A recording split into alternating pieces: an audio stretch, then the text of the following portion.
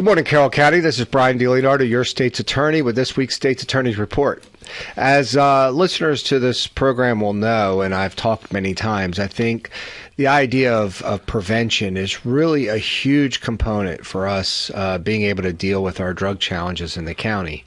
And one of the reasons that is so significant is that it is 10 times harder to get someone off of drugs than to prevent them from starting it in the first place.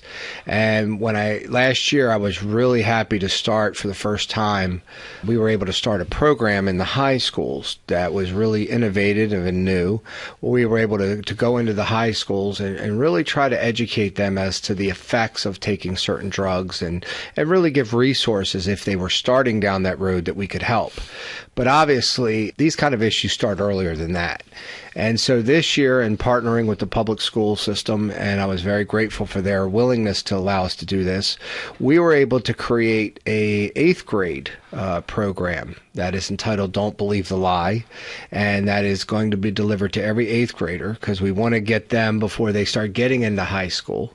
And a person that is instrumental in bringing this program to the students is our very own drug treatment education liaison, Tim Weber, who's joined me this morning. So good morning, Tim. Good morning, Brian.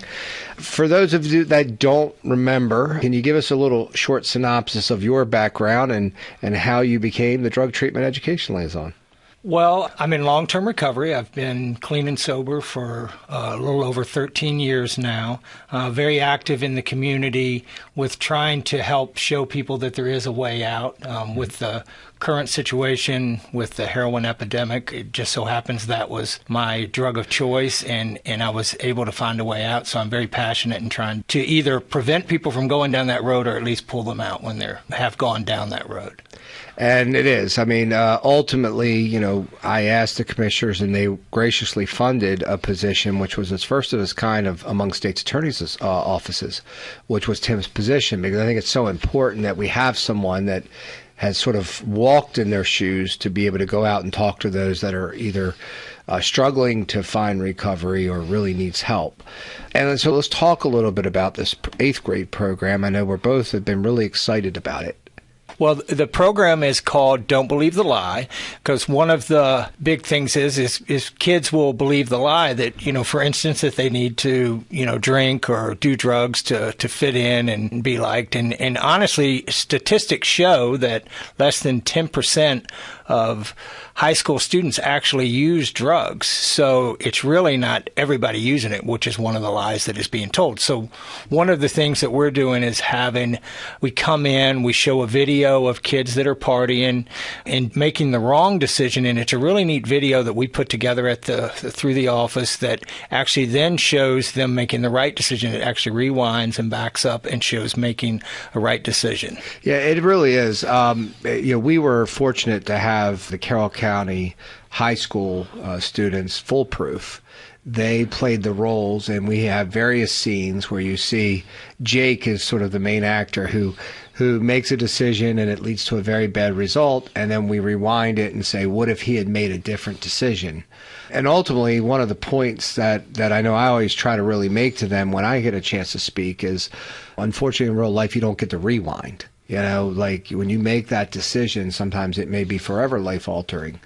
And so the real essence of this program that I think is probably, what makes it so significant is it's great that you're telling the kids, hey, you don't want to do this, say no, but how do we teach them to say no? And that's probably the part of this program that tell us a little bit about that. Yeah, so the big part of this is teaching the kids refusal skills, and the best way for kids to learn and use refusal skills is to practice. So we actually, Amy Langell and I from the health department, she's been a big help with this.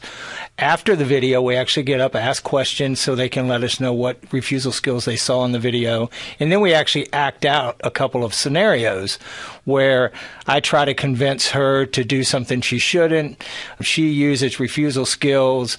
And then one of the last things that we do, the last scenario, we actually stop the skit and we let all the kids raise their hand and give us their own set of refusal skills to use. And it is one of the nice things. I mean, we will sometimes have an entire 8th grade. We were just at West Middle, and have them all raising their hands and wanting to give ways that you could say no, but still kind of seem cool to your friends. For example, in the video, one of the refusal skills Jake uses is, no, I have a sports event tomorrow, I can't, kind of type of thing. And so that's the kind of things that we'll have. What's some other refusal skills that you teach? One of the ones in the video is the kids are going through a drawer in a bathroom and find some pills. And Jake, when he makes the right decision, he actually uses a situation that happened in his personal life where his cousin had overdosed on OxyContin. And so he refused, and he was able to get out of that situation. He was able to do it in a way that, no one would think he wasn't cool. And that's part of it is, and Tim, you can certainly speak to this with your long-term and working with people in recovery, but a lot of times people that first time, it was from peer pressure and they didn't know how to get out of it. And so even if you want to make the right decision, sometimes it's really hard to know how to. And in speaking with that, what do you think the value is of these refusal skills?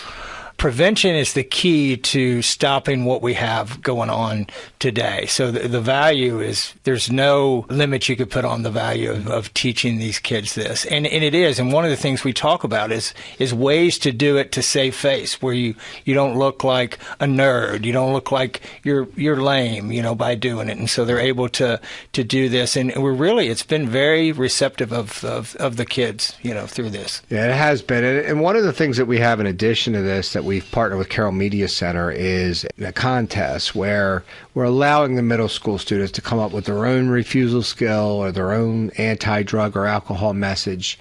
And then we're going to pick the 3 top winners, and we're actually going to produce that. And so I'm really excited about that because it's a way to get them continuing to evolve year-round, even after our program, to think about refusal skills. Let me just, in ending, Tim, and having done last year and this year, how do you feel about the effect that it's having on the students when you're out there? You talk to so many in doing these programs. What do you think the message is getting through? I think it is. I think last year's was a little more in your face for the high school because they're older kids, and I know that had a powerful impact. I still get emails and messages about that. And this one, we've done 4 schools so far, and what I'm hearing from the teachers and even some of the kids, that it really is, it's making a difference. It's at least they're interested in listening. And that's a good thing. And just we'll end on that note, I would say, is whether you're parents or grandparents and you're talking with your children, it's great to tell them not to do these drugs or alcohol, but it may be at times even more important to say, what would you say if someone offered? How would you get out of it? Some of them would even say, well, my parents won't let me get a driver's license if I get caught. And that's a way they kind of get out of it. So, it's just another way, I think, for parents to also think about that. We've done a few programs as well with parents in the middle schools. Is that right? Yep. In the middle school, when we have it's at night and a lot of the parents will come out. We had a really good turnout at Mount Airy Middle not long ago. About 100 people that came out. So really excited with that. But again, thank you for coming in this morning, Tim, and for all your continued hard work in dealing with our drug challenges. To all of you out there, thank you again for your continued support of our office and our initiatives. And I wish you all a great day.